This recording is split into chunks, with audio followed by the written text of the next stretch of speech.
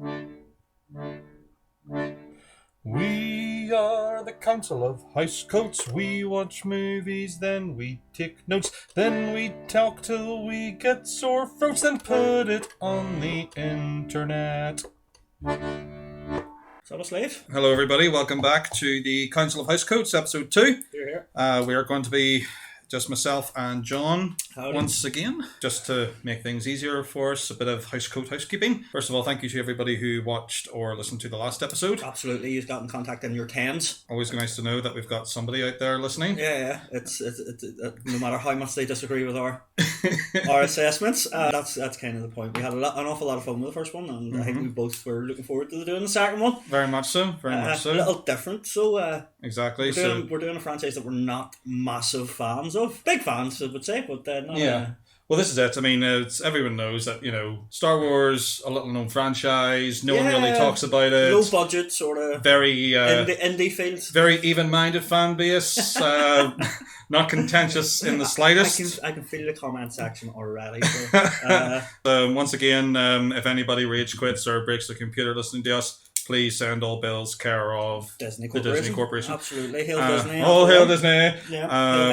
And all this sort of thing. So, yes, feel free. Please leave comments, likes. If you want to subscribe, that's grand. Absolutely. We're more than welcome to. We are just doing this for ourselves and a bit of banter, but like a wee bit of audience participation is always welcome. If you have any suggestions for things you want us to come up with definitive lists for, because the whole point of the Council of Housecoat is to have a little bit of debate. So Adrian provides his list, I provide mine, and we'll try and find a common consensus for the two of us.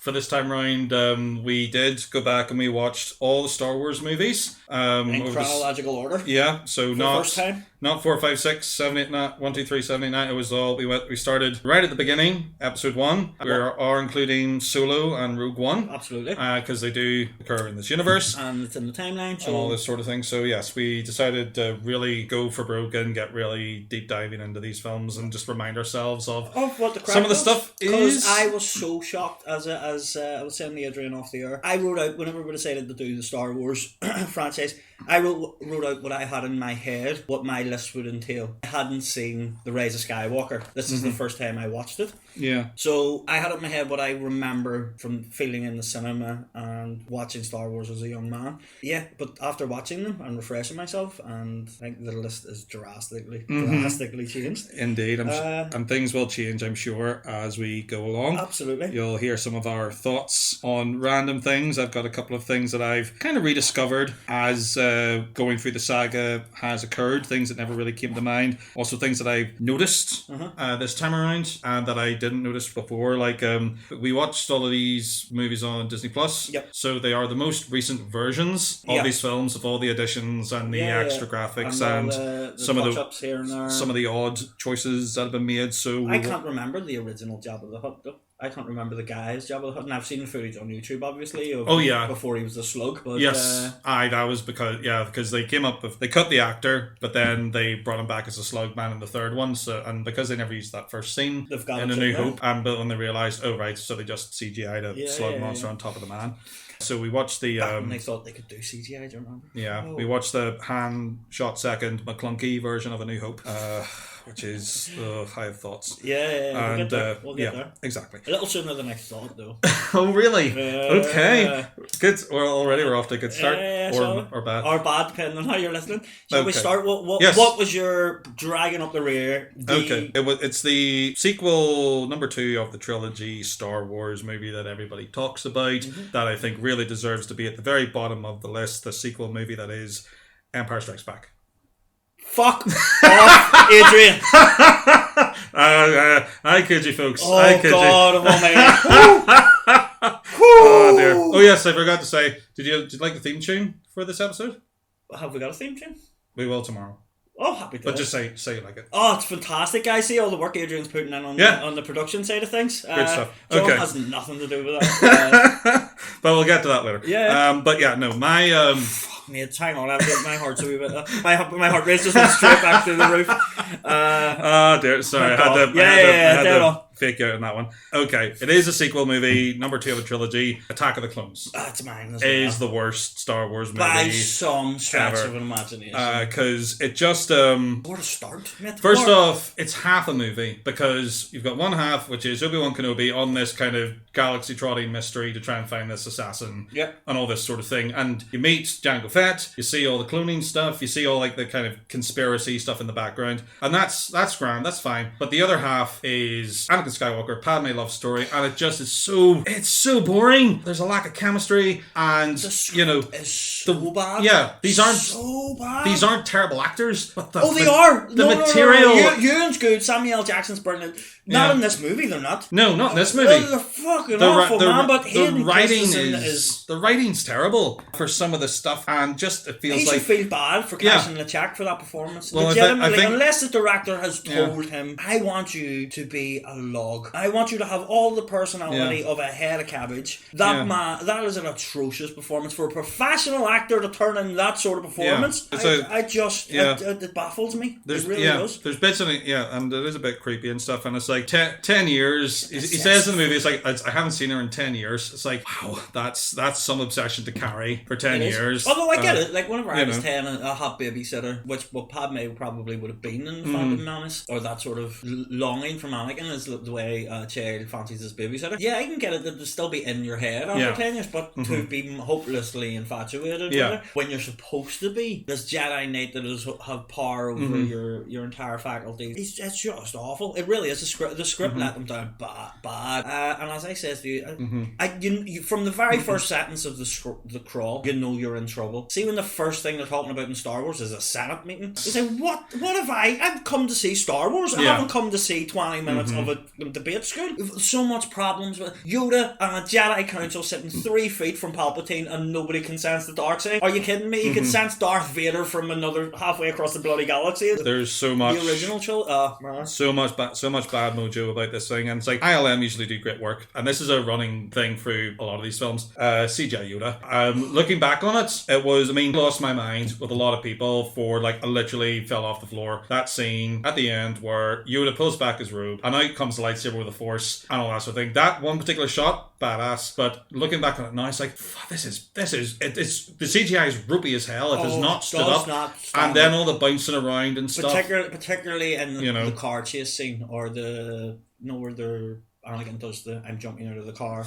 Oh yeah, it's just so bad. It really, like, Fifth Element was better as in regards to CGI, and that's all just done. And she just it's like Mila Jovovich just that's a far more epic shot where she jumps across into the car. It's the same sort of setup, but it's like literally like falling through flying traffic. There's something about the way the development does it. I think there was physically traffic there that they've just layered on top of one another in a Fifth Element.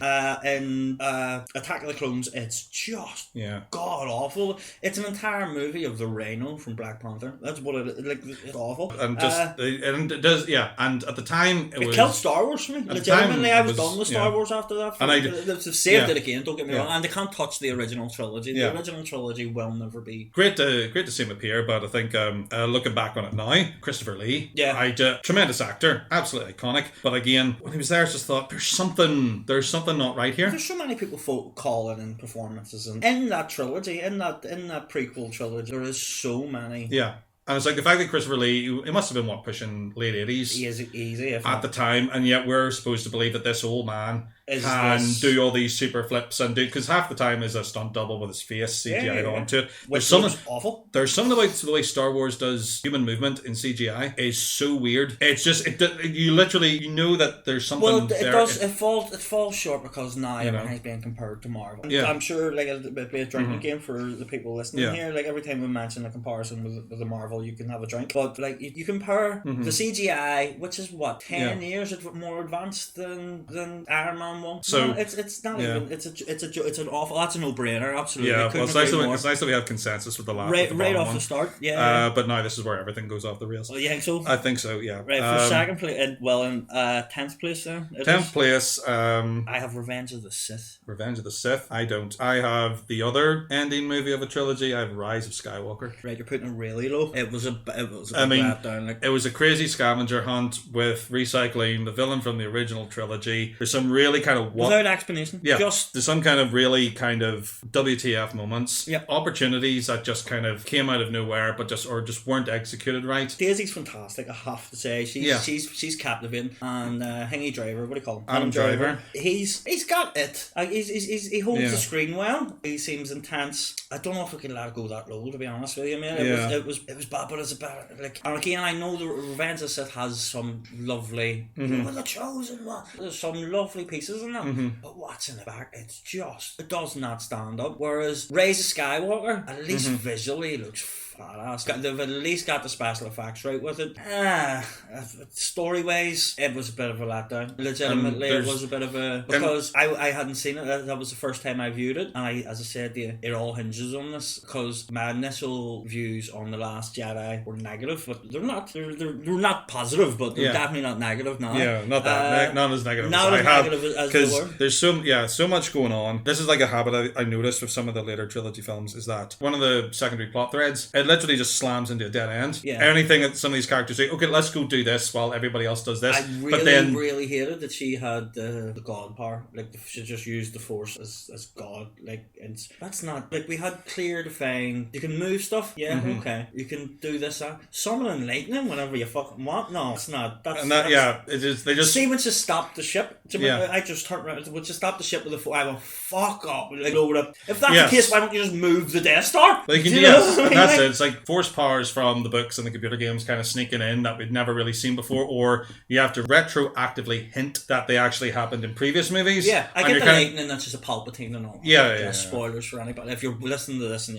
spoilers by the way. Yeah, if you haven't watced movies. If you haven't watched movies, what the fuck? What are you doing here? Go away. How did you get here? That's a far more interesting Leave a like, then go away, and then come back. And then come back and then come back in 50 hours after you've watched them all, and you'll get a better idea of what we're on about. Revenge of the Sith, man, it's just so fucking bad. Really, it's acting wise, it's worse. I think he's worse. I think Hayden Christensen's worse in Revenge of the Sith, which is hard.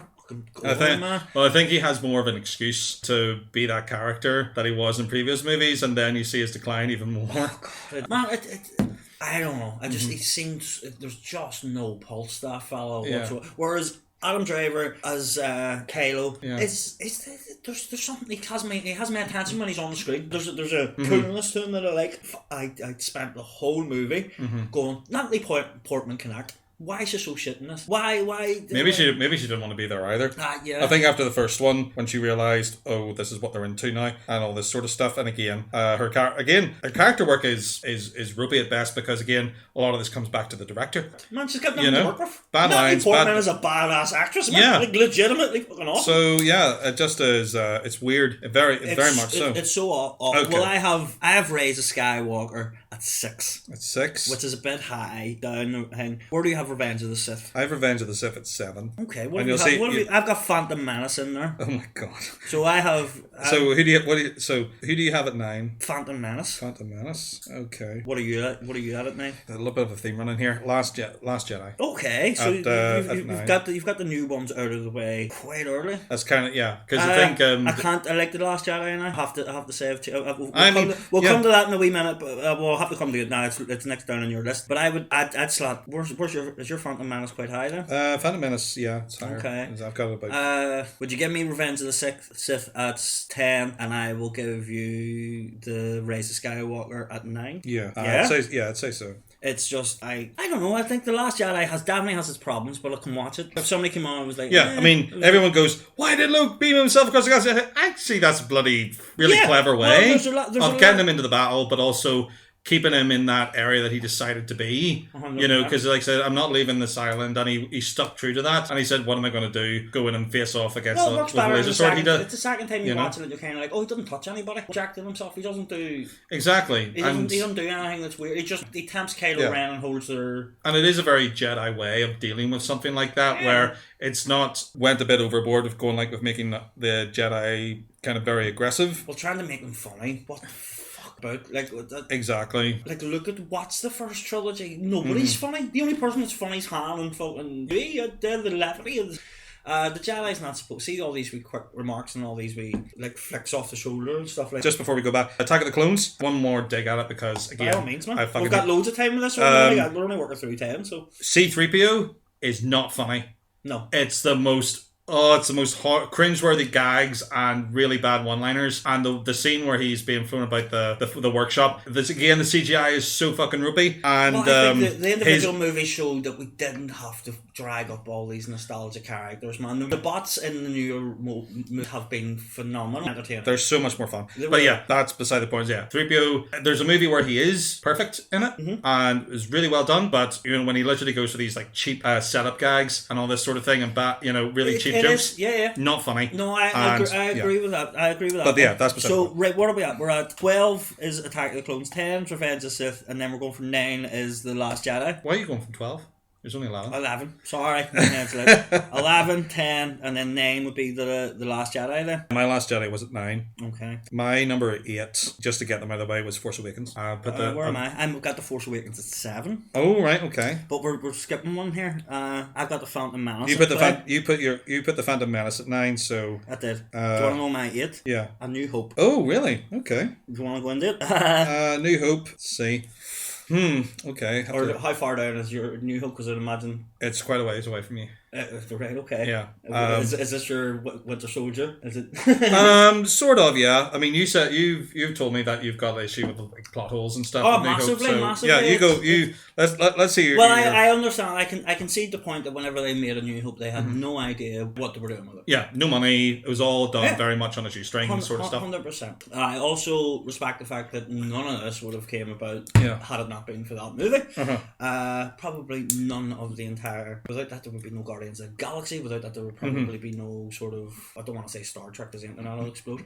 But like, it was the first sort of space fantasy opera that really took hold. But there's just so much weakness in it, as in regards to why wouldn't Ben Kenobi know who this is? What's the likelihood that Darth Vader's son and Ben Kenobi are on the same island and not? Hey, Vader's awesome. Vader's fantastic. Yes. The plot hole in the movies are, I don't know, they're forgivable absolutely, and it will always hold a nostalgic point in your head. But what I was trying to do in watching them back was look at them from a critical standpoint. I really don't think A New Hope holds up that well. Okay. Legitimately, I don't think there's very good character work. I don't think there's very good explanations for things. A lot of cool shit happens visually. It is like the 1970s versions are far better visually than and we instantly says, because we were checking in with one another how your bins was going, like the tone shift and how good the scripts were was instantly noticeable. You were like, it's good writing. But compared to, like, gun to my head, I would watch The Force Awakens again before I watched The New Hope. Right, legitimately. Okay. I just thought, well, The Force it's the exact same movie. It's just done now.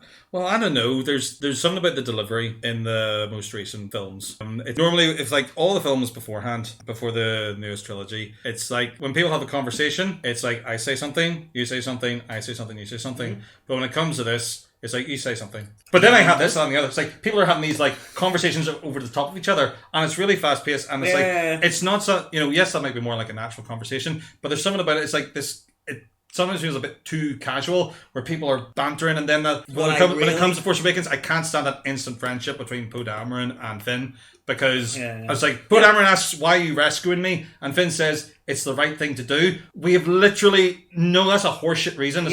It's not that it's the right thing to do. It's like, well, yes, on a subtext level, yes, it's the right thing to do. But it's like, this guy's no idea what's going on. And also, it was like, Vince just say, I've literally just seen this guy murder people in cold blood, and I can't do it. It's like, I can't see someone be murdered in cold blood. The reason why I'm saving you is to get me out of here, rather than sort of. Yeah, he's not. He literally needs somebody to fly a TIE fighter to get him out of there because he wants a dessert. And I think again that comes out of the writing where, and we're meant to believe that that's Finn's first battle. Yeah, we're led to believe. We're literally given nothing to suggest that, other than he's like a shell-shocked stormtrooper because he's seen a massacre and stuff like that. We've been given which was an interesting take, because we didn't think there was a bit whether stormtroopers were actually even fucking human under all that sort of stuff. And then we're immediately meant to buy that these guys form an instant friendship, and he gives him his name, blah blah blah, and it's like it's way too quickly. What I really forge that romance really of them.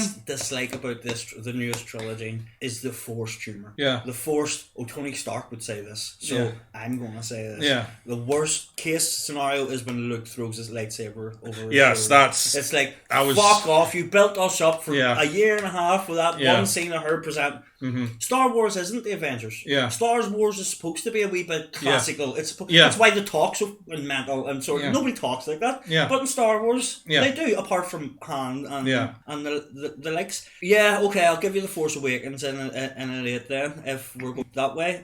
You've got the Phantom Menace quite further on down, don't you? See, So we agree. I've Phantom Menace further up, Where's your but Phantom Menace? my Phantom Menace is at 5. Oh, I got 5. See, I have Rise of Skywalker at 5. Oh right, okay. Oh wow, we've put it way higher up. Yeah. But well, there's the compromise. well, Them two will come off against one another. We'll horse trade as we go. So I'm okay with putting the Force Awakens in at 8. If you're Yeah. okay, but you've got New Hope much higher, so we're putting that in the lockbox for now. Yes. Yeah, put that in the lockbox and Okay. stuff. Well, So A New Hope's up out of the way. Yeah. And Force Awakens goes in at number 8. It does have some positives going for it, I have to say. Yeah. If you're going to reboot it, and they needed a whole reboot, like Yeah. this was like the prequel trilogy hurt the brand so Yeah. bad. So I can get what they're doing with Force Awakens. Yeah. Give them what they want. They just want Star Wars. yeah, again. they just want a new version of the hero's journey of 100%. some random person in the desert finds out that they can be special. They can be have special. Manipulate the Force. you know, we've got a dragged cool in- droid. We've got a dragged- cool fucking Yeah. fighter pilot. dragged into space on an Yeah. adventure, finds out that there's more to their existence than junkyard You life. take out a Death Star with a You single know, shot to it. find they can use the force magic and all Yeah, this sort of stuff. instantly though. What the Yes, fuck? and that's why I put Force Awakens so low, because again, it does suffer from the fact that Rey is just capable of doing everything, Instantly. and some of her delivery, no offense to Daisy Ridley, but the line that always gets me is "I'll bypass the compressor." Yeah, it's like, yeah. don't talk like that. What? Don't talk like you know everything. What is it with How do you Star know- Wars and Marvel? Why are you obsessed with British actors? I don't know, but Particularly whenever you're casting Yeah. Brits to play Americans, and then not Yeah. casting Americans to play Brits. It's yeah, weird. the fact that she could literally know and do everything, and yes, if you're stuck in a desert and all you've got to do is scavenge spaceships, but again, you know, it just is It's not. It's like she learned about the Force, and then Yeah. 20 minutes later she was able to manipulate the Force. And don't get me wrong, Yeah. There's no struggle to it, but at least with the New Hope and Luke Skywalker, he literally he waved a lightsaber for a bit, and then Obi-Wan had to teach him, and the mess up on the Millennium Falcon But with what the droids, and then the he Force gains Awakens his does confidence. give me, and I have to say, the Force Awakens and all the new ones is I don't crave my lightsaber battles. Yeah. I think they give me very good lightsaber battles Yes. in the newer ones. Yeah. New Hope doesn't give me my lightsaber battle. Even Empire doesn't give me really the lightsaber battle. There's a lot of stalking around the shadows. Yeah. There's not a 10-minute sequence Yeah. where they kick the shit out of each other with lightsabers. Yeah. Which is Well, see, that's the thing. We stand on different points on that. I like them, and I Yeah. thought the one. That's why I have Phantom Menace Yeah. significantly higher than the rest of them. Yeah. Is significantly higher than the prequels. Is because that fight scene with Darth Maul. Yeah. Is legitimately the It is- best lightsaber it's- fight scene in yeah. the history of Star Wars, and even the one where the two of them are facing down the droids, no rolly droids that come in with the machine guns. That's brilliant lightsaber work, and that's kind of one of the reasons why I go. You go to watch Iron Man to see the Iron Man suit. Go to see There Tony are Stark. yes, and that's the thing with some of these films. You might not like certain parts of them, but there are God, man. but There's literally movies on this list I will be happy never to watch again. there are redeemable sequences in them, but you could just watch those sequences on YouTube and forget the rest of the film. Is there an Attack of the Clones? I don't think there's a redeemable thing about that movie. Not at all. The Attack of the Clones. let's Yoda see. with a lightsaber? That's the lot? More or less. Samuel Jackson with a lightsaber, but alas. Again, I have issues.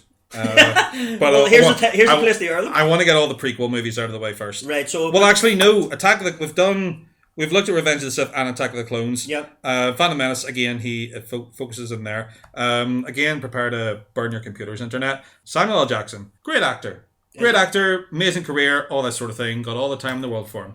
But the character Mace Windu is such a prick. Yeah. He is completely You were saying arrogant. that- you were saying that He is yesterday, weren't you? arrogant. Yeah. He is self-centered. He may be a great Jedi, but he's a horrible person because all them attributes are things you're led You to know. believe that the Jedi's are trained to ignore. he's so straight down the line that he refuses to see the greyness Lest in we the forget He world. was sitting 2 feet away from the fucking Yes. Sith Lord, and nobody sensed the thing. Yeah, and he's a monster combatant with a lightsaber. And he's done, some of his battle sequences in the animated Clone Wars TV show where he literally decimates hundreds of droids with his bare hands, uses the Force just to disintegrate them into nuts and bolts. That I Lost the plane for it. I lost my mind when I saw that because it was so good.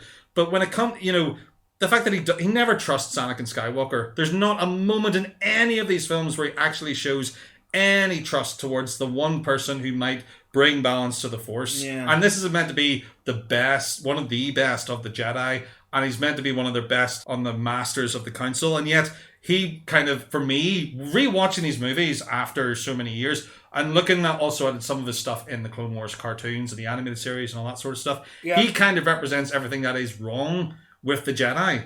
Because rather than go, if one of your best, Qui-Gon Jinn turns up with Anakin Skywalker as a child and goes, I think this may be the answer to the prophecy. This may be the answer to all of our problems, knowing that there are problems. And he goes, you know what? Now's not the time for this. We're not going to train him. We're going to deal with them later. What are they going to do to this 9-year-old child who they've taken from his home planet, dumped in this unfamiliar environment, which would of course make a child scared. No shit. Of course he would be. Whether or not you're I sense much fear not. in you. That'd be like if I dropped you in the middle of flipping Siberia, you know, with two rubles to your name and outside the nearest school. Like, of course you'd be afraid. Yeah. Of course. And even though Liam Neeson Stan was saying, you know, he'd still be terrified. And it's like he's too old. old. He was looking for you. He's too old. He's literally only a couple of years younger than the kids who get murdered. And if he's too old, how come he had no problem training? Look. Yeah. Well, not that he didn't have a problem, but like he definitely. Like, yeah, and that was Yoda's thing, and he was desperate, sort of stuff. But the fact that Mace Windu just goes,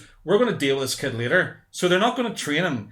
They can't send him back to his own planet. Well, they could and sell him back into slavery, maybe. But the fact that you've got this Force-sensitive child who potentially has this amazing amount of Force power in him, what are they going to do with this kid? But Mace Windu doesn't care. They've never mentioned metachlorians since or before. Because they knew what a shitty idea it was. They knew how terrible idea. People lost they went bananas. I'm so pissed off with The Last Jedi the Rise of Skywalker for telling me about Rey. It's so much better if we don't know. This. Yeah. If we don't know. If she was like see all this, he was composed out of there was no father. Alec Guinness describes it the best in A New Hope. Okay. Is that it's an energy field, it surrounds all living things, it's a makeup of the cosmos, it's this massive, it's like almost unknowable thing that everyone's connected to it. And again, Yoda backs us up in Empire Strikes Back when he talks about the connection between all living things, even inanimate objects that aren't alive, essentially. Well, this is the beauty of this franchise, you know, because there is so much to be taken, particularly from them 3 trilogies. Because I had 20 years to think about it. It's just it speaks to so many levels of human emotion. Like, you know, like I put it in the play in Widow's Son. Where Ian goes like in Star Wars, and when he's talking about one of the characters was talking about a major the Luciferian experiment about detaching one from self from their love and stuff like that. And my protagonist turns around and makes a Star Wars analogy. And the joke being, dude, that movie has so many levels. Yeah. But I think there's a movie called Human Traffic that really hits the nail home. And it's like, dude, Force is all about conquering your inner space, your inner self, and maximising that. Whereas the Empire and the Dark Side is all about taking over the out. And he's going, and that's a fundamental difference between the four.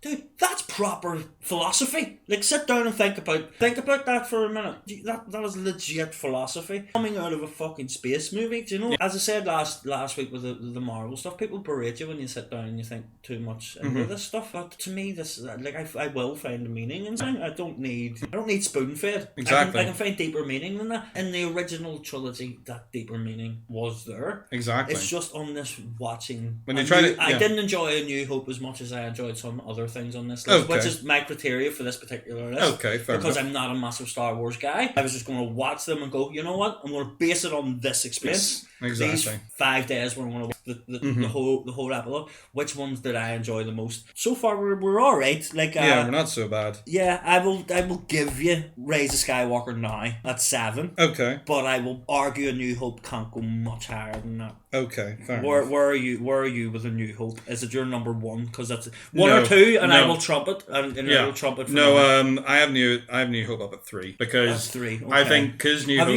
Have you took this in trilogies then? No. Have you got the trilogies and then just like Solo and Rogue One? Sort of. Okay. Because there are certain things. You're taking it in a block. Yeah, because again, and this is something we should have maybe mentioned up top, is that when we're dealing with Star Wars, it is unique as a franchise amongst other kind of franchises, or you're dealing with the original story, which took place the guts of 30 years ago. You've got Which was probably written 40 years ago. Maybe. Yeah, and then you've got the prequels, which were made 20 years ago, and then you've got the sequel series, which was made in the last 5 years.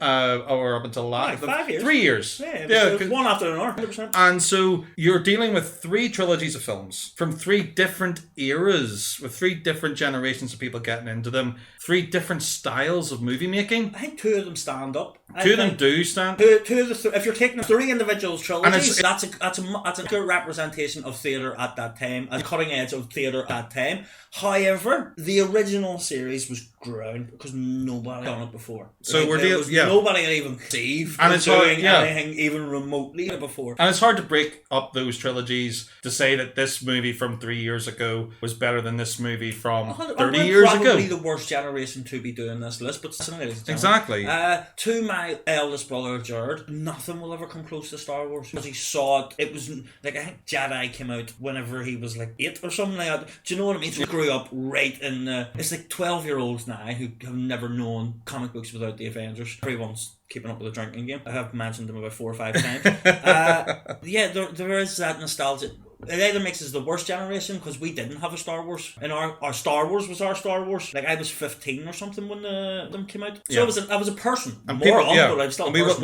We went crazy. I did, and then the double-sided lightsaber was legitimately the coolest thing I've ever seen in my entire life. It gave us Darth Maul. It gave us who they killed off way too fucking quick. It gave us Duel of the Fates as an orchestral piece, which has just become it's right up there with the Imperial March and the main Star Wars theme. Where are we at here? What did you give me? You gave me one there, didn't you? Because I was giving you Rise of Skywalker at 7. Isn't that right? Yeah. Last Jedi, Force Awakens, Rise of Skywalker. If you give me A New Hope at 6. Okay. Yeah. Okay. We're getting there. We're making progress again.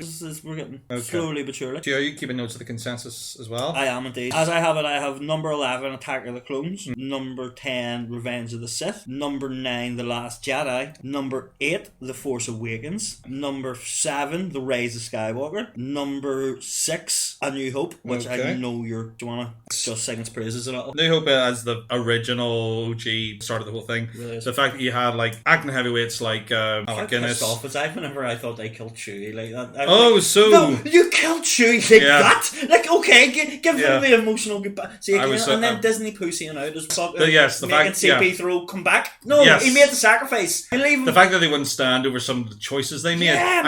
You would have expected like Han Solo to become climbing out of the Star Killer face, going like, I'm not dead, even though I want to be. But the fact that it never, it's like the fact that, it is like with Marvel where death means nothing anymore. Everyone has to come back at some point. Spoilers. But yeah, the fact that New Hope, yes, the lightsaber work isn't amazing, but the fact that you are introduced to this amazing world and you've got Han Solo being Han Solo, all you need is that first scene in the original edit where Han shot first. None of this McClunky horse shit. True. The fact that he did fucking shoot first, man. Of course he did. Of course he did. It's not even up for debate. And literally, it's like it is the most easy introduction for a character because that conversation he has with I think I get screwed with Star Wars because I watched Indiana Jones first. So to me, that was indie space at 6. Where I watched Star Wars for the first time. Whereas to my brother, that's Han Solo as Indiana Jones. Exactly. So I think in there lies the difference. Yeah, New Hope, it is like legitimate. I would sit down and watch A New Hope before I'd watch Return of the Jedi, even though I think Return of the Jedi is a better movie. Okay. And you probably disagree in your list, but I think as a type B, I think Return of the Jedi is a beautiful piece of work. Exactly. They had the formula in that. Yes. They knew what they were doing. Yeah, they knew exactly where to go. But it was Return of the Jedi was really lovely. In parts it was really, really lovely and closer to what I wanted as a lightsaber battle in Jedi. However, it falls down. Certain we'll get there. Again, man, it's as a closing of the whole thing, they haven't done it right yet, in my humble opinion. I think there should be still more. There should be another trilogy in 5 years' time. Legitimately, they should sit. I think they should leave it 10. Give it 10 years. There should be another trilogy though. They need to, but they need to start working on it. Yes, now. they need to have a single director for all 3 films. Yeah. Russo brothers aren't doing anything. Turn around to the Russo brothers and go, here, fix Star Wars. Yes, and just legitimately, why not? You work for Disney. Exactly. So you're giving me A New Hope at 6. Yeah, New Hope at 6. So we're into the top 5, man. So my would you like to? I think Have you got my... Where am I on your list? I know you're keeping on the list. And what's your 7 and 6? So my 7 is The Force Awakens, and then my 6 is Solo. So And then the 5 was Rise of Skywalker. Solo was good. Solo was a lot better the second time I watched it. Solo is at my 6. It can slot into number 5 above A New Hope. Okay, and I feel like I'm ragging on A New Hope now, though. Because like Solo, a wee bit. Like I feel guilty now that I'm going, is Solo actually better than A New Hope, or have I just watched A New Hope more? And I hated Solo, man. For me, I was dreading fucking watching it. I was like, I have to sit through this shit again. No, Amelia Clarke is worth watching all the time. She is so subtly brilliant. It is,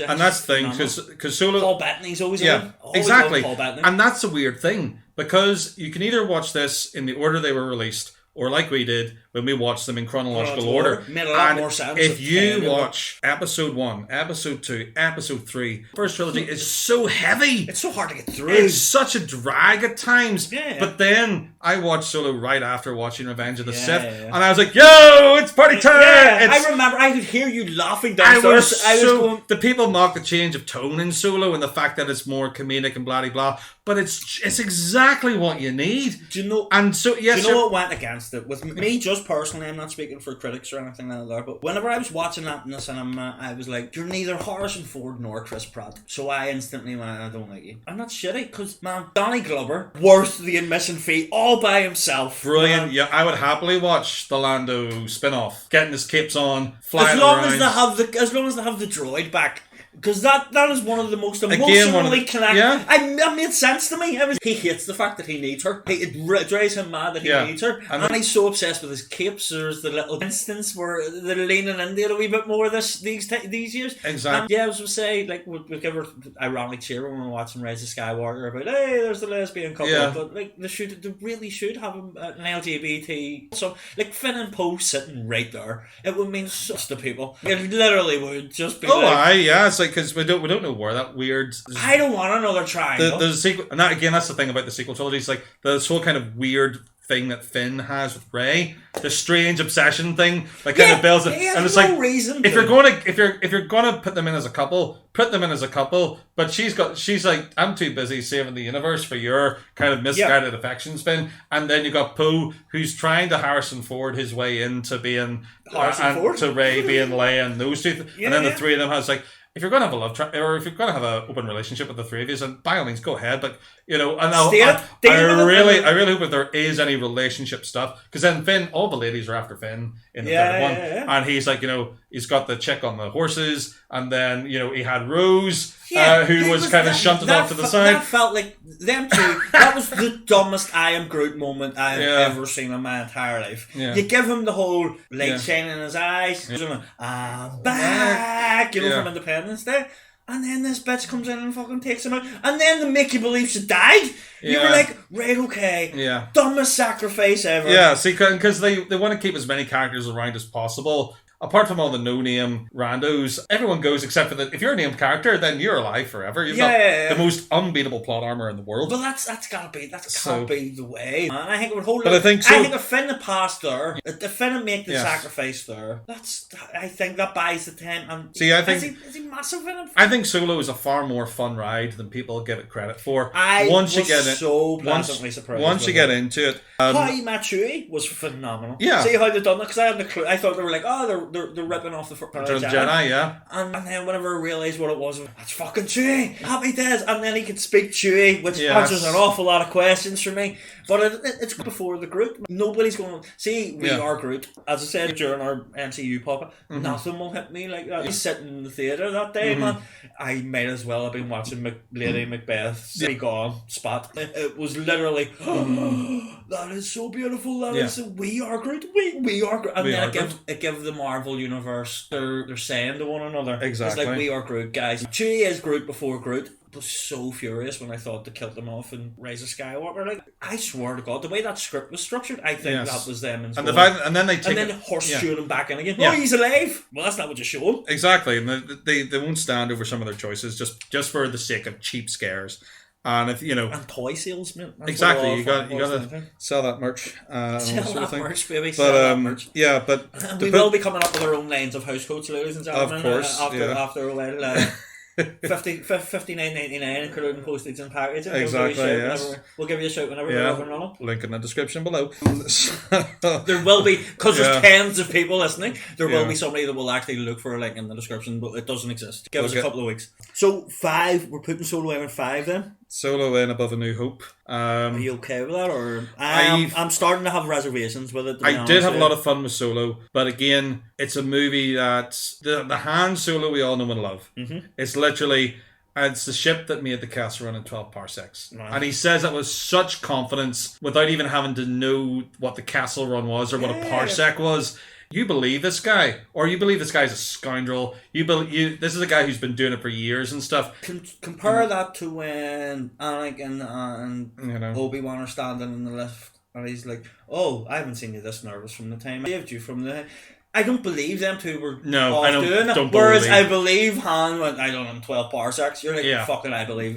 I was hesitant whenever I realised that was what the plot was going to be. I was like, I'll do a castle run. I was like, it's kind of cheap. It's like, they're done so well. Donald Glover, Childish Gambino's worth my time all of the time, man. Mm-hmm. And if there is a more talented man in Hollywood, I'm yet to come across him. The man can do and everything. Even his stand-up comedy is brilliant. Mm-hmm. And I'm very critical of my stand-up. You know, as you like, I will not give laughs very easy. Could we slide New Hope up to 5 and put Solo in at 6? Yeah, just because just in my head, man, I have to agree with you. Even though, again, I've done this last time, I changed things around because we're sitting talking about it. But A New Hope means much more. But I think I had Solo in my original list. I had Solo at 9, right? So it came up 3. It came up 3 places in my estimate. No, in my original list before I watched it. Before I watched these in a thing. But for what it meant, what it spawned, I'll concede. I'm giving the first in-movie appearance of Darth Vader. Again, like with Han Solo, you don't need to know anything more about Darth Vader to know that he is the bad guy. But instant villain. The only one that's more direct than that is Jaws. Dun, dun, dun, dun. Instant villain. Do you know what I mean? The Star Destroyer coming across, just freaking you out, been lampooned by so many people. Amazing. And using the Force when it's first defined, you see the effects of it, and you see Obi-Wan's voice from beyond the grave helping save so the death. And it's because it's a perfect standalone film. You wouldn't need to know anything more. Yeah, you can watch it. You can watch A New Hope without watching anything else. And you could say the same for Solo, but because you know where that character ends up. Yeah, and you could say the same for A Force Awakens too. You could watch it as an individual movie. It sets everything up. I suppose. I guess it's the same movie, dude. Yeah, it is the same movie. Yes, very much. Yeah. It's like it's just you like one better than the other. You mean it's like the Death Star? No, this one's bigger. Fuck off. Part of my But Rise of Skywalker tried to fuck it over by going, no, now because the cruisers now all have... Yes, they've all got Death Star weapons. Piss off. The only way that is a threat is actually, if you like Watchmen, I launched the missiles 35 minutes ago. It's like, if you really want to be a real threat to the galaxy, you take those Star Destroyers and you fly them off. It's not one of these demonstrate our power with one planet. No, you send them all off before the heroes even know where you are. 100%. And that's how you pose a threat to the galaxy. Do you think Thanos would have gathered his army and then looked at them really? No, you have a gun pointed to everybody's head before you tell them, I've got a gun pointed to your head. It's the premise of Captain America Winter Soldier. It's so aggravating. Like, villains making dumb choices. It happens in all movies. It's not just Star Wars, but I think it's really prevalent because Star Wars means so much to so many. Exactly. That I think whenever they get it wrong, people take it so fucking personally, man. Like, but bro, all you Mace Windu fans out there, I'm sorry, but I'm not sorry. Yeah, I've got to say, I can't believe we got it because I can't say a Phantom Menace is better than A New Hope. I just can't. There's no way Jar Jar Binks is better than the original. It's not. No way. So no way. How have we got this far without a Phantom Menace being played, but A New Hope and Solo has been played in front of it? We do have Phantom Menace. Do we have Phantom Menace? No, we have Attack of the Clones, Revenge of the Sith, Last Jedi, Force Awakens, Rise of Skywalker, A New Hope, and Solo. Well, see, that's because I have Phantom Menace. I still have Phantom Menace to go on my list. But I'm more than comfortable with letting A New Hope drop down more and putting a Phantom Menace in. Is a Phantom Menace better than Solo though? Yeah, it is. I would rather watch a Phantom Menace. If somebody turned around to me and I had a choice, I'd rather watch a Phantom Menace because I've got my lightsaber battles and I've got Darth Maul and I've got all the things that could have been. You had Darth Maul at the end of Solo, but that's that doesn't count. doesn't. That was Unless just- you're going to do something with him. Yeah, in that was 5 just- years' time, I could be yeah. turning around going, that was a fucking genius Yeah, decision. that was just to keep him in the idea. So, can we move? Nothing set in stone, ladies and gentlemen, until we decree. Yes, it may seem very confusing, but there will be a final rundown to kind of give you an Yeah, idea as to what apparently things Adrian's are. got like editing skills, so Well, edit faster, edit. Adrian. sorry. No, I'm trying to. I'm talking to you in the future. You can leave a wee Yes. get back at me in your edits. Hello, this is Adrian from the future. Shut up, John. We've gone off the bend. Very much so. Right, so 7 was Rise of Skywalker. I'm okay putting Solo in at 6 and a Phantom Menace at 5. Phantom Menace is my 5. So Okay, I would. and then we'll drop A New Hope down to 4, which means we're into the big 3. It means we've got the same big 3. It's just ordered. New Hope consensus slides in at 4. What was your number 4 in your 4 list? was The Last Jedi. I did enjoy it, mate. Because The Force Awakens gave us everything we wanted. It was fanboy Yeah. service. It was, you just want Star Wars again, so I'm going to give you Star Wars. So as I said to you yesterday, it had to be a band-aid. It had to go, unless you just want the exact same trilogy retold, I'm going to have to change things. And so he changed them. And don't get me wrong, Leia flying through space. The idea is fine. Is it though? I know. They're not gods, man. They're just supposed to be... But there's precedent for it. I don't agree with her being sucked out into space and then her flying back in, all that sort of thing. It ruined it for However, me. I just went... at the start of Force Awakens, when Kylo Ren's busy massacring everybody, and he just throws out his hands and stops a bolt that's going to kill him, and he just suspends it in the air. And that's been shown by another media as well, that Jedi can, Force wielders in general can do that. Yeah. So Leia knows that Kylo Ren's coming. Leia's meant to be, again, in other An media, ascended master. she's meant to be even Yeah. more powerful than Luke Skywalker. Yeah, she just... We never get to see that, which I think is a real detriment, the fact that she didn't get a chance to see that. But she, I believe, she could have thrown out her hands and stopped those laser bolts before they hit the bridge, or redirected them. And that itself would have been an amazing piece of Vision. Force use. Well, here's the thing. and would have saved her and has all. always got right. Put things looking cool way above being practical. The things in Hoth, the back one, that's not practical. Everything's Yeah. in the front. It can only shoot. That's Yeah. not a military vehicle. That's Yeah. fucking stupid. But it looks badass as fuck. Do you know what I mean? Well, like a Death Star shouldn't be the size of a fucking planet. It should literally be the gun with a wee small fucking bridge float. You want to be practical about it, but Star Wars, it looks fucking class. Yeah. Should there be lightsabers with fucking guards coming in? But it looks fucking badass. So, Star Wars, I think it was a bit of that with Leia flying. It was Nah. it's going to look badass. And then it See, but didn't. it doesn't. It looks. I think they were really- gambling on it looking so fucking cool that everybody, they thought that was going to be the YouTube moment Yeah. of that particular It just movie. looks so weird. And it doesn't a lot of sense in my head. I would- but that's because Marvel's got me trained now. That how you doing? Because like that? they needed to narratively, they needed to take Leia. Well, again, this is another bad choice. They took Leia. They had to take Leia narratively out of the equation to spike conflict between Holdo and Podameron, which again I didn't like at all. I know, but they But could if have they'd done the just exact if same they'd just result. pulled the plan, Yeah. all It's this like would just- have been avoided. They literally just go out of their way to annoy this guy who is known to be a reckless And dude, throws off the handles. 100%. and just like they're deliberately just like throw, And like, let's not beat around the bush. Yeah. If that was an actual military, Poe would have been taken out the back and shot in the head Yeah. at the end of The Force Awakens. And the fact for that- directly defying orders. And Poe finds out the plan later on. It's like, I guarantee you, at least a couple of dozen people would have had to been told the plan of, let's fuel up all the landers and get out of here. Yeah. So Yeah. loads of people, so he could have gone and said, do you know what the plan is? And I guarantee one of those doc guys would go, yeah, this is the this is what plan. we're doing. And all this sort of thing. And it's like, Because we've got all they had to say. There's Yeah. a base on that planet, and we're going to go. Not that we're running away from the fight, Yeah. which is what he was like. Why are we running away? This is the most secure area. Which is the Lord of the Rings. they bring a character out of nowhere to deliberately antagonize this guy so that he'll do something stupid, all literally just to annoy him. And you don't annoy a guy who's already shown to be reckless. You don't, and just say like, okay, this is the plan. Well, it Calm depends down. what you want to do, unless you want to for the sake of throw him off the. For the sake of drama and giving a B plot that goes nowhere. That's exactly it, mate. Right? That was the nail in the head. Yeah.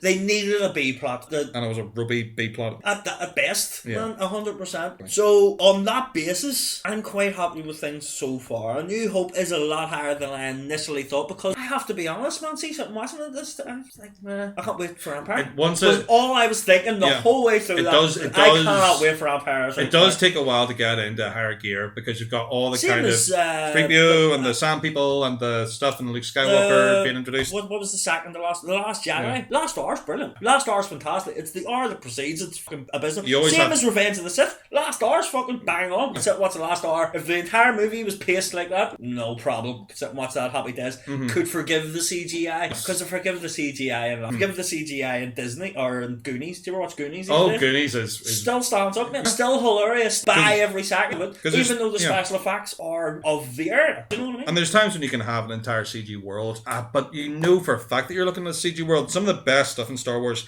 is when they're on location. Yes, it's modified with a bit of CGI in the foreground and the background. Come back, Attack of the Clones. There's so many CGI environments that don't exist, and you know they don't exist, and it's so difficult to get invested in these places that don't exist. Particularly then, and I understand there has to be a trial and error. But Captain America versus Captain America in Endgame, everything's CGI. Everything was CGI. The entire floor they were fighting on, the floors beneath, the wall, everything. It was a green screen where just Chris Evans, and then he shot the other side. But it shows you how far we've come, because at no point did I was like, they're just in a big glass building. There's bound to be a building somewhere in fucking Seattle or New York or wherever the fuck that looks like that. 100%. Because it looks so realistic. Now, don't get me wrong, Marvel don't get it right all the time, and I know CGI is a trial and error. Like, you can't have to get a Scorpion King in order to get a decent Thanos. You know what I mean? Oh, yeah. So it's a trial and error thing, but you have to know that before you use it. You cannot put an entire movie, let's be honest, an entire 3 movies. We're being very kind to the Phantom Menace. They've got that far up that list is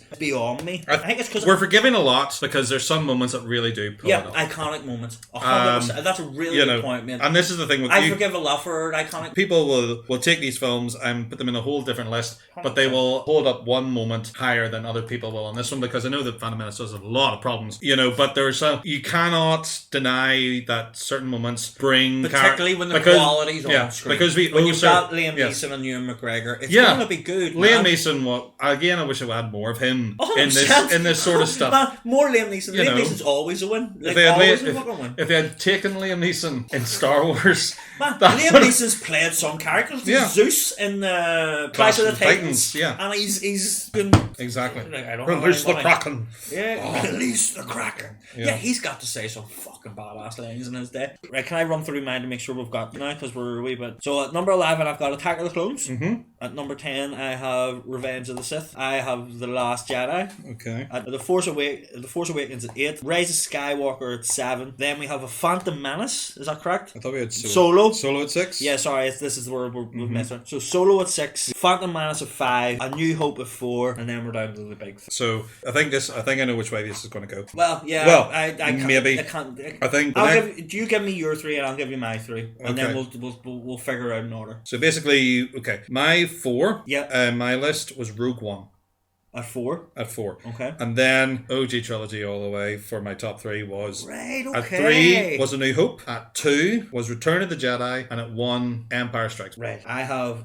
right, here we go. At 4, I had The Last Jedi. Okay. At 3, I had Return of the Jedi. Okay. At number 2, I had Rogue One. And at number 1, I had Empire. Yeah, so we have a consensus on number 1, but we need to figure out Return of the Jedi and Rogue One. I have some fucking strong feelings. I think One was such a banging movie. I did not know I wanted Rogue One until I got it. Legitimately, I didn't know I wanted to know how they got the plans. And then getting it, I had so low expectations. Expectations.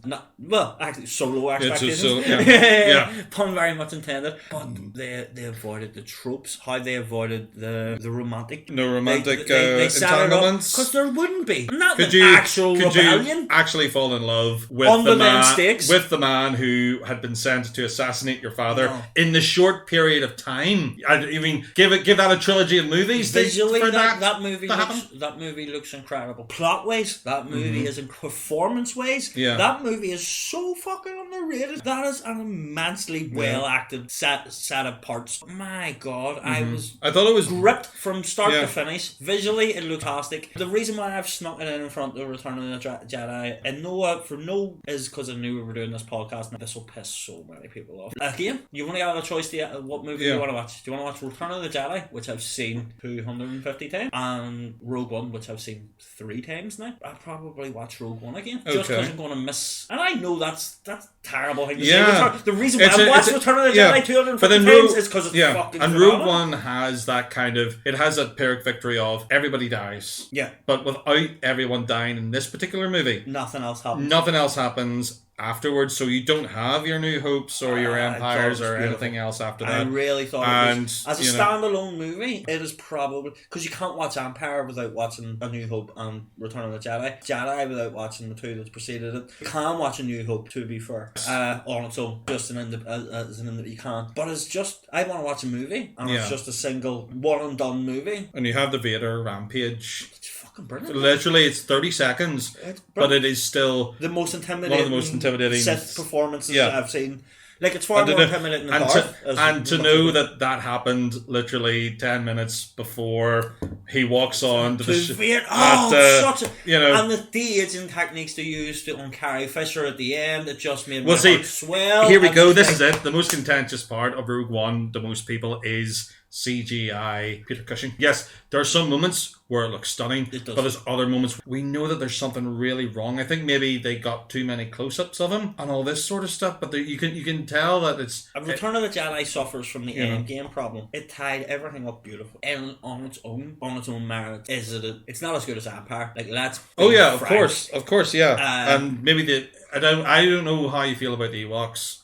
I don't mind them. I understand why they might be annoying. It's that shit B. They're there for a B plot thing, but they're the most iconic B plot of time. Hands down. I think there is a certain charm to the Ewoks. I had to have one. In my own opinion. Legitimately, man, I had to have my own teddy bear. And if you look at it far more critically, with a far more critical eye, the section... Which we have done with Star Wars over Marvel. Yeah, we've really looked into this, and I was watching this bit quite closely. We forgive a lot in Marvel, which I think we've picked up on a lot more already. Yeah. I think there's because there are moments... okay, Marvel, you get away with that. There's moments in these films where I'm looking back at them going like, how on earth did I not notice how bad or how cringeworthy this moment was? I look at the entire first trilogy like that now. Not the entire first trilogy, the entire prequel like that now. I bought into that. Like, legitimately, I was the most excited person when The Phantom Menace came out. I'm walking out of that theatre, I had that horrible feeling. I don't know about you. Do you remember having to buy records? Having to buy CDs? And I remember, like, a tenner, it was $9.99 in our local music fucking vendor, music shop in Curly's at Kennedy Centre. And it was $9.99, and I remember my mum would do every like 2 months or so, because there was 4 of us, so every week everybody would get Connor's week and then there's week and then Kieran's week. And I remember it was like, I can't wait. And I remember I bought Travis's The Man Who album. Real album now from a critical ear, sitting down and listening going, But at 13, when all I wanted was Oasis Thrice, I was really disappointed and underwhelmed with that record. And I remember my kid brother knowing that, like, and he threatened to tell my mum, I'm going to tell mum that you don't like that record, because no one, like, I felt like I wasted her money then. And he was like, and I remember, that's how I felt coming out of the Phantom Menace. I said, I'm going to have to defend this. I'm going to have to turn around and go, I give a fuck.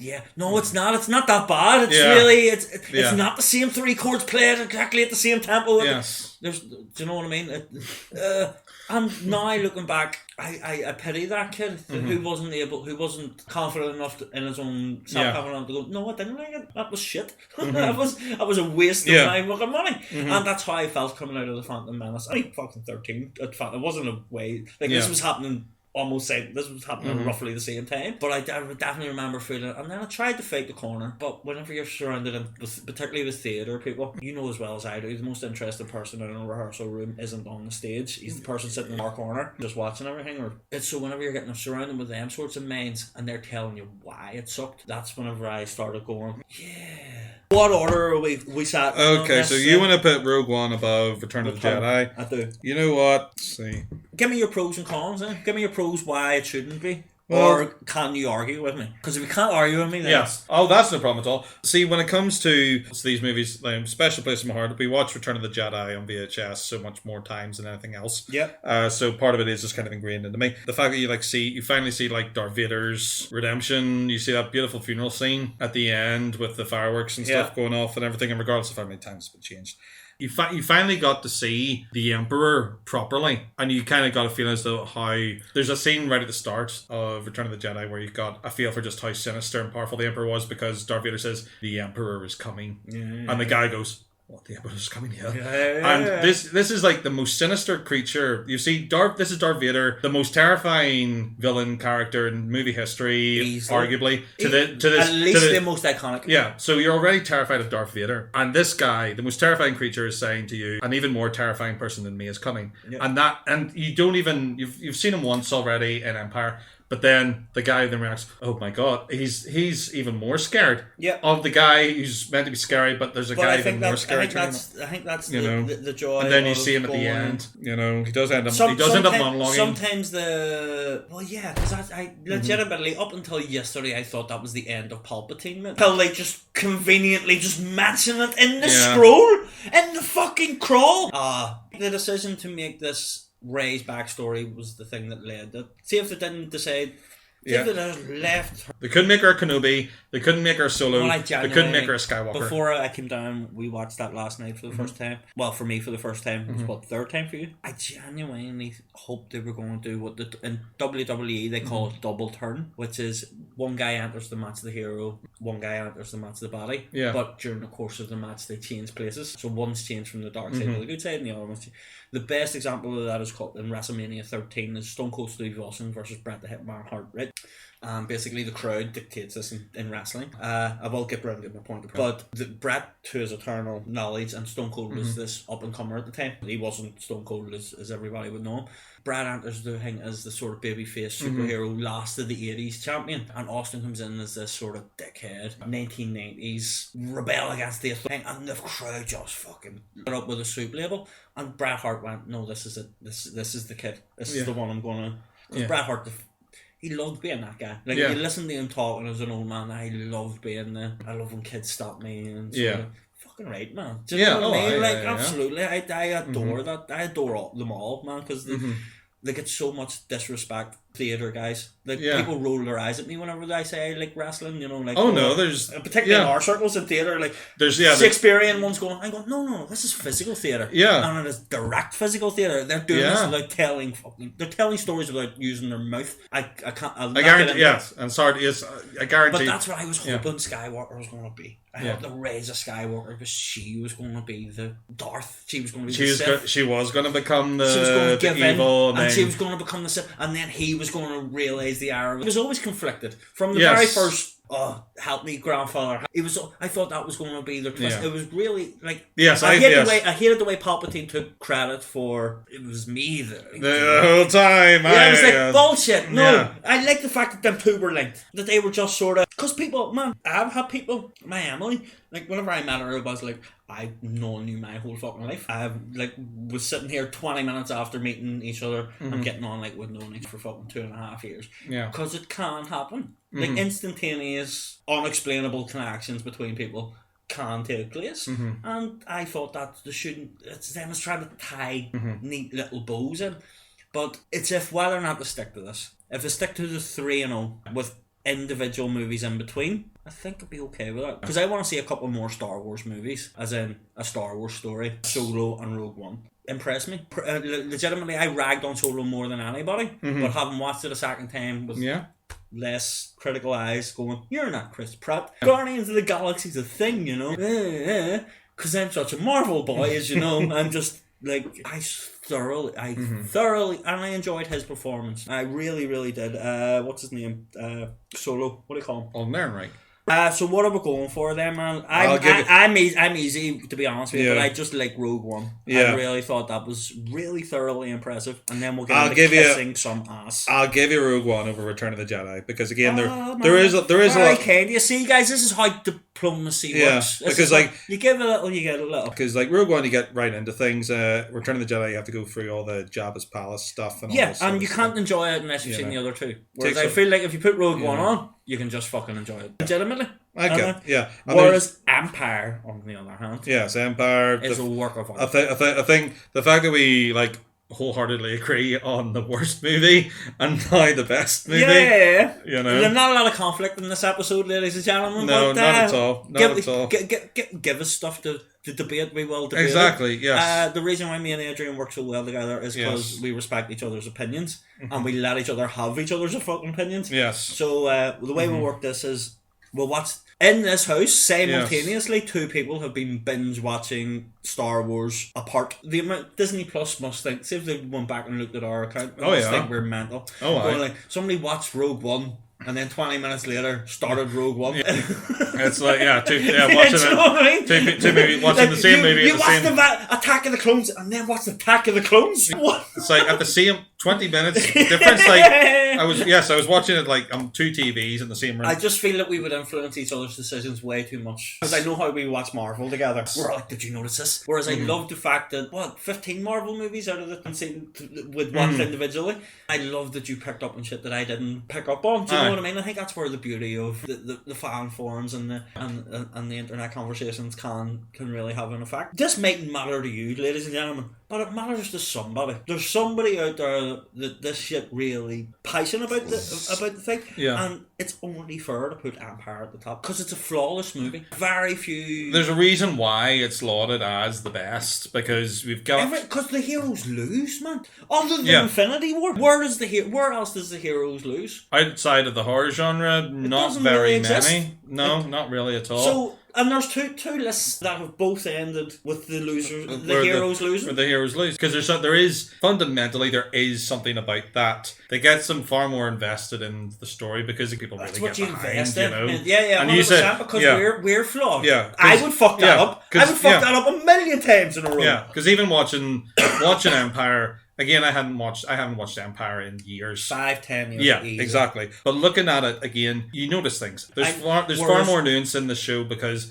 there's a scene right in. It's kind of you're talking maybe half hour in, and it's something that I hadn't noticed before. I don't know if it was extra footage that had been put in or not, but there's a scene in the hangar bay on Hoth, and it's like it's before. I think it's after Luke's been saved. I think it's just after the Princess Leia Luke kiss. Okay. But it's literally Luke Skywalker walks through the hangar. Han Solo's standing on top of the Millennium Falcon, trying to get it fixed, trying to leave. You're trying to leave? I know exactly. And Luke Skywalker, they have a quick conversation. I think Luke's going to go off and do things. Han's trying to get out of there. But the camera, it just lingers on Luke Skywalker looking up at Han Solo. And I think this is where Han Solo kind of sees Luke as a direct romantic threat from Luke to Leia. Yeah. And Han Solo's kind of you can see Han Solo, he's sizing up Luke in a far more different way. He's not the naive farm boy anymore. And he kind of goes, you know what? You've grown up a bit to the point where the space scoundrel kind of goes, you're not me, but I could see why Leia would fall in love with you. And he just and there's no words exchanged. They just look at each other. That's a man. And I never noticed that before. Anytime I ever saw it. I never noticed it. But and then it's just this one short scene where the camera half lingers a second too long. And they're just looking at each other going, and Luke's going like, there is so much in that look because it kind of determines whether, because like, that's the best. That is the best kind of the Han Solo Leia relationship really develops because they're constantly bickering.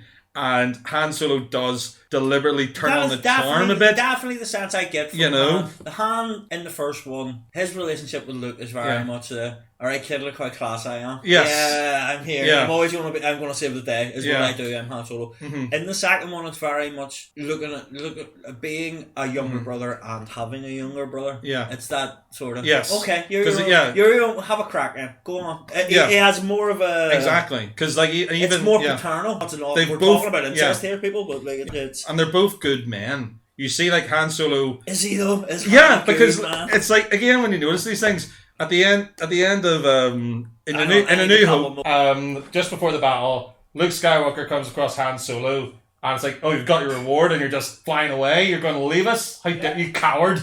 And he's like, I've got debts. I got debts. I got to pay. And it's like, it's like it's no big deal. Yeah. But I got money to pay. Whatever. It's not day in the life. I'm not here to commit suicide for you guys. I'm just in it for the money. Yeah. But then at the start of Empire, he goes to General and goes, look, man, I gotta get out of here. It's like, it's not that I don't want to leave. If I don't leave, I'm going to be killed. People are going to come and kill me and potentially kill you. That's every day for him. But there's a real earnestness about the way he goes, because like you can tell he does mature. He does mature, and you can tell Han in A New Hope wouldn't take the sacrifice in Empire. He wouldn't let himself. He came back. Jabba. He wouldn't go into the. He came back for the guts and the glory, but he stayed for the heart of the matter. You can just, great hero, and again that kind of comes across as like Han stayed, went out and saved Luke Skywalker, brought him back. So there's definite growth in the characters. There's something in that where the heroes lose because they're fallible. Yeah. You ragged on, well, again, it's not bad, but the lightsaber battle in Empire, because it is drawn out and it's a cat and mouse chase, and it gets into the kind of like a little bit of the horror genre where Luke deliberately leaves. Well, the reason why Luke's at a disadvantage from the start. It leaves me wanting more. The best ones always leave you wanting more. It has the iconic moment where he's like, I am your father, and then Luke doesn't say that. That's a Mandela effect. No, the actual line is I am your father. Yeah. Nobody says Luke, I am your father. Yes, he says I am your father. Fact. And Luke's screaming at him and stuff like that, and it's very. Yeah, I think that's one thing that the new ones got really right. They got their pain screams really dead on. See when Ray goes and then him screaming or Dreyfus screaming is bang on too. Whereas Luke's screaming was always you thought he was in agony whenever he was letting one go. It's a great show. There's so few things wrong with it, man. Legitimately. And Darth Vader force choking everybody. Yeah, it's like he kills. Now after watching yesterday's bollocks, now I'm going, why didn't he just do that to the planet then? If the force can be that powerful, because I thought it was subtle manipulations. That's all the Holy can do. He can fish and he can feed the 5,000, but he can't fucking turn around and go boom. There's everybody sitting in palaces and luxury, and it's not magic. Yesterday watching Rise of Skywalker, it felt like magic. It felt like that's why I love the MCU, is because they try at least try and explain it's this particular crystal that they put on this that makes this do this. There's a little science flung in there to try and what is it Thor says? Like science. Magic is only science that we don't yet understand. That's the one.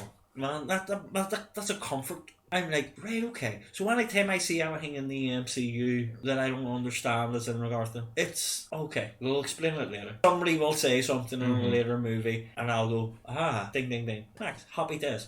Star Wars hasn't earned that. I remember Phantom Menace. I remember Attack of the Clones. Burnt me. I'm sacking. Yeah, they just... It's like going back to a lover who's cheated on you. I'm never going to be as the way I am with Marvel because it's never hurt me. It's let me down. It's sort of, but it's never hurt me. I've never walked out when and I felt like that coming out of Phantom Menace, even though of them three, it is by far and away the best movie. And I think that's represented, like it's scraped into the top 5. I don't know how that happened, but there's so few Star Wars, I suppose. By the time you get to the good ones, you're already. And again, we're stuck in this kind of quandary of with films that are spread across the guts of 40 years worth of history, story, nothing but respect for J.J. Abrams and anybody. Like we got the middle of the story, then we were given the beginning of the story, now we've been given the end of the story. Pulp Fiction. So it's how Tarantino told Pulp Fiction. The difference is it's taken 40 years, 90 minutes. It's very, very strange sort of setup and everything. So, but it's been good. Legitimately, if anything else was number one, I think the internet would explode.